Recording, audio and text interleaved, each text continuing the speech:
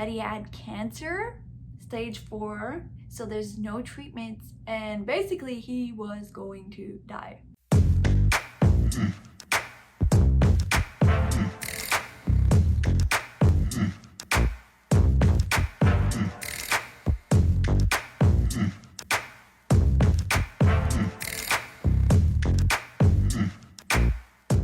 Hey guys, welcome back to my channel. My name is Vanessa, aka V.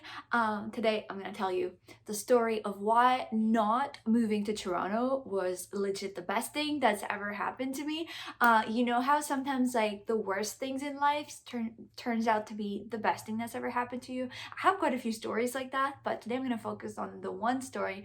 Honestly, it was hell, but I'm so thankful that it happened to me because it's brought me to where I am now. It's brought me to music. It's made me pursue my wildest dreams, so I'm pretty excited to tell you all about it.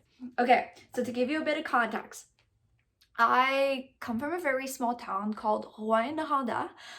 It's in the northwest of Quebec, and not a lot of people speak English there. So I grew up speaking French, and we're actually far from major cities. So we're 7 hours from Montreal, 7 hours from Toronto. There's not much around. And so growing up, what I saw on TV, California, you know, like in the movies, everything seemed like a different world. So I grew up thinking, you know, like most people, your parents expect you to go to school and everything, and your friends are wanting to do this and that. And so I grew up thinking I wanted to be a vet. I absolutely loved animals. I still love animals. I absolutely, if you follow me, you know I like love dogs. I cannot live my life without dogs. But I thought I wanted to be a vet. Now looking back, I know I could have never operated on them, but that's what I thought I wanted to do. In my last year of college, I realized that yeah, I like school, but I did not have another 6 years of university in me. I just could not be in school anymore. I needed to explore the world. I needed to be in a workplace, honestly. I just needed to move around and do stuff. And I had always been drawn to big cities. I have no freaking clue why, but I've always been drawn towards big cities. So one day I decided, okay, I finished college, which I got my diploma and everything. In Quebec, you have to do college first, and then you go to university. And I finished that, and I was like, no more university, I'm done. I want to learn English, but I don't want to go to school because I'm so sick and tired of school. So I decided I was going to move to Hamilton, which is a 9 hours drive from my hometown. But it's an hour or so drive from Toronto. And Toronto was like, in Canada, it's pretty much the major city where everything happens. It's like a mini New York or mini LA. And so I wanted to move there, but apparently it was too expensive. So I moved to Hamilton first. So when I got to Hamilton, mind you, I had very little basic English, whatever you learn in school. So like some of you might speak Spanish or some of you might speak French, but I could barely get by. Took me a few minutes to make one sentence. And so if any of you have ever learned a different language, it's so hard to not be able to express yourself. My self-esteem went down the drain, and at that point I didn't know what I wanted to do with my life. I just knew I had to get away from everything I knew. It was such a weird feeling, but I just knew I had to do it. So I moved, and then I made some friends. Like I had a roommate who brought me to parties, but I couldn't express myself. I felt so like low, so small, because you can't communicate with people. By the time you catch up with the conversation, they're moved on to something else. You can't really interact with anybody. So it's really hard on my self-esteem. So when I first got there, the only job that I found was cleaning restaurants at night, which was actually good money, but I can just let you imagine the kind of people that you see. Not a lot of people, and the kind of people that you see were maybe not the best people to be around, but nonetheless I learned English somehow, and I was paying the bills, and I was living life on my own. At that point I was 21.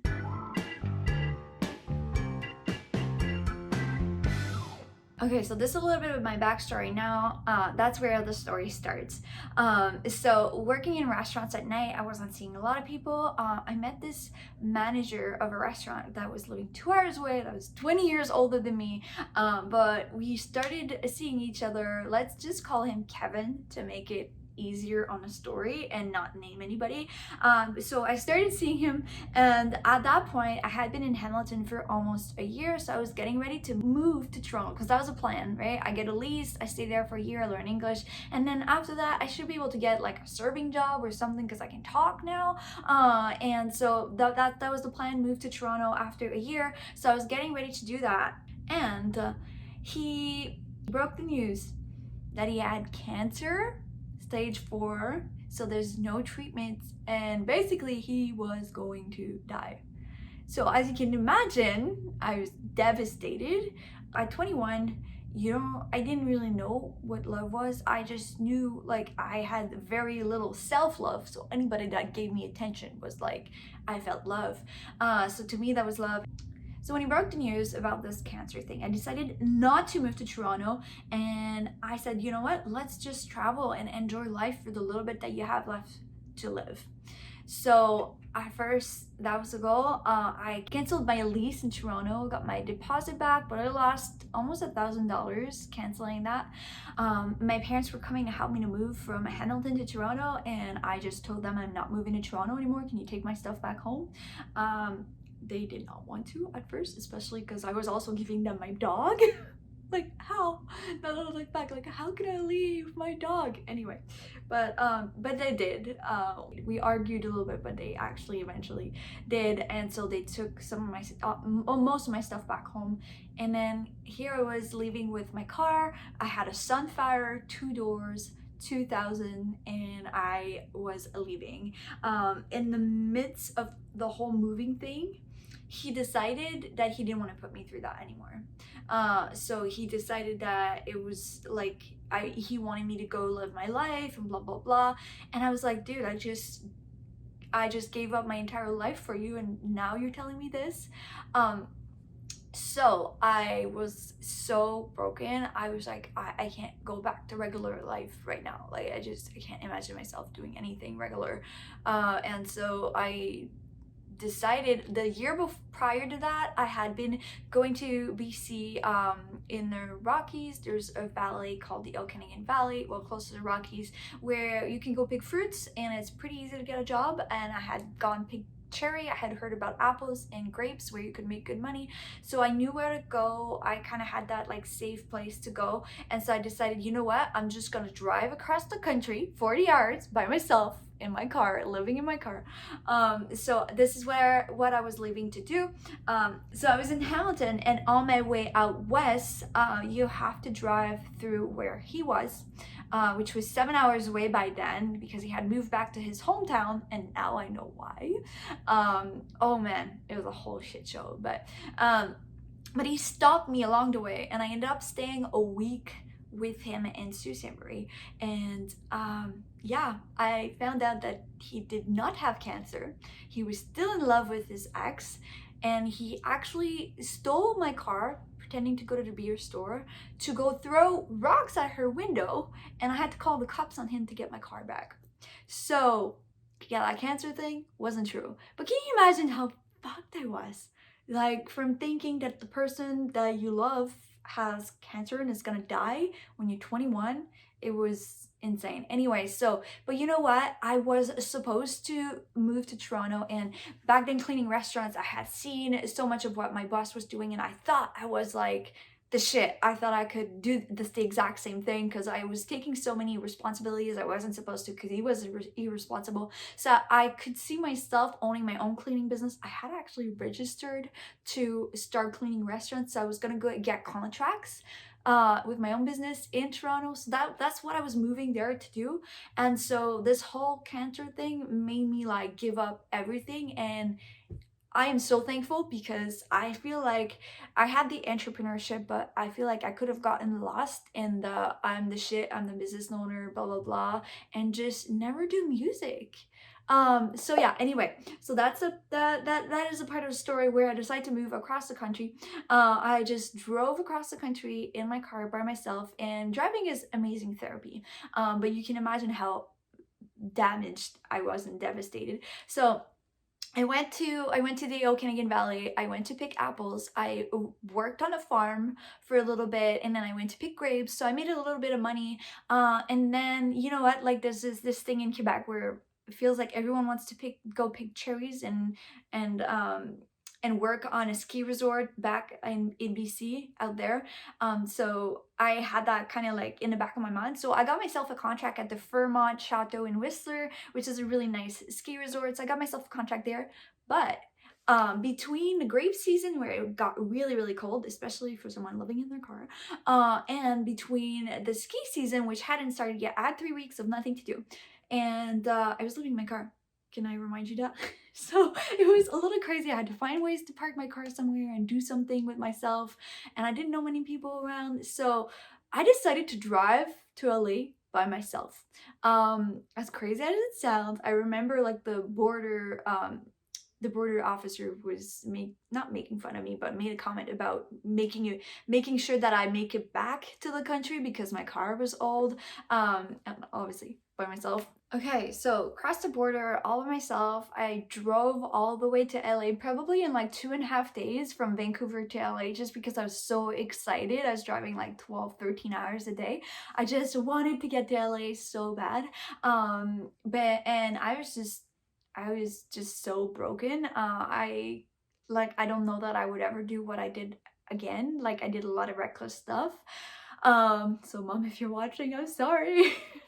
I did a lot of crazy stuff, but you know what? It's part of my journey. I needed to do these things to just live my life, I guess. But here comes the good part. I stayed mainly for my 2 weeks in LA. I stayed mainly in Santa Monica because it was just the easiest place to live in your car, and to be close to the beach and to be close to a lot of other things as well without be driving all the time, mind you, because I was trying to save money on gas. So A few moments later. I spent a lot of my time in Santa Monica, and in Santa Monica, actually very close to the beach, there's a street called the Promenade Street, and there's no cars on there, and there's a lot of shops and a lot of people busking. And coming from a small town, I didn't grow up seeing people busking. I saw that in movies, I guess. I have barely seen like shows as well. Like I've seen people sing and stuff, but like being so close to someone pursuing their dreams, this is something that hit me this one night. I remember going back to my car. You guys, I didn't even know if I could sing. I did not know if I could sing. I was almost 22 by then, and I didn't know if I could sing, but I knew that night that I saw, I don't even know who the girl is, but she was there performing with her guitar, with her amp, and promoting her album in Santa Monica, and I was just like, I need to do music. So that night after watching her sing, I went back to my car, I remember, and I actually cried because like I had this just profound experience of like, this is what I need to do, but I'm so scared. I'm so scared because I don't even know if I can do music. I don't even know if I have talent, you know? So anyway, that night I cried, wrote in my journal, and decided that moving back to Toronto and actually pursuing music was what I was gonna do. So obviously I still had my 5 months contract in Whistler. So I stayed, I enjoyed LA, and then I drove back to Whistler. I spent my 5 months in Whistler, did my contract, and was very, unhappy because there's nothing there. I tried to get in a choir, but you know, it's a very small village other than the ski resorts, so I couldn't really do anything. I did karaoke actually. I got drunk a lot. I was 22 by then. So anyway, but then I moved to Toronto and I started singing lessons, and then went to school for sound engineering and production. That's another story, but learned so much about music. And then the rest of it is history. I don't want to get too much into detail of how I got into music, how I got the touring gig, how I started my solo career, but you know, that's what triggered everything, and that's what made me move to Toronto. But at that point, remember, it all started with Kevin making me believe that he had cancer and dropping everything so we can travel and enjoy life, and then dumping me because he didn't want to put me through that, for only for me to realize that he was actually still in love with his ex and didn't care for me, but was you know, just trying to escape the pain by doing all kinds of stupid shit. And somehow ended up in BC broken, not knowing what the heck, you know, being so freaking lost. And I found my way. I found my way back to Toronto, and I'm living life. And I swore to myself that I would move to LA before I was 30, and I did. I even actually kept a rock from the beach that I've been carrying in my purse for like almost 10 years now. So yeah, but I swore to myself I would move to LA, and I did, and I'm so happy that I did. So hopefully this story can inspire you if you're having a hard time, or even just to look back at hard times and realize that it wasn't all for nothing, and that most of the time everything happens for a reason. I'm a firm believer of that. Yeah, so I have plenty more stories like that. So if you like this kind of content and you were inspired by the story, please let me know that in the comments. And if you have any story like that, also leave them in the comments. I would love to hear and see how, you know, how crazy life can make things happen. Sometimes it's kind of nuts, but sometimes it's needed, right? I was starting my cleaning business. Like, hello, I need a hard knock in the head to get off of that path, and life gave it to me. Life definitely gave it to me. So anyway, leave those stories down in the comments. If you want to share, I would love to read. And on that note, make sure you subscribe to the channel and enable the bell notification for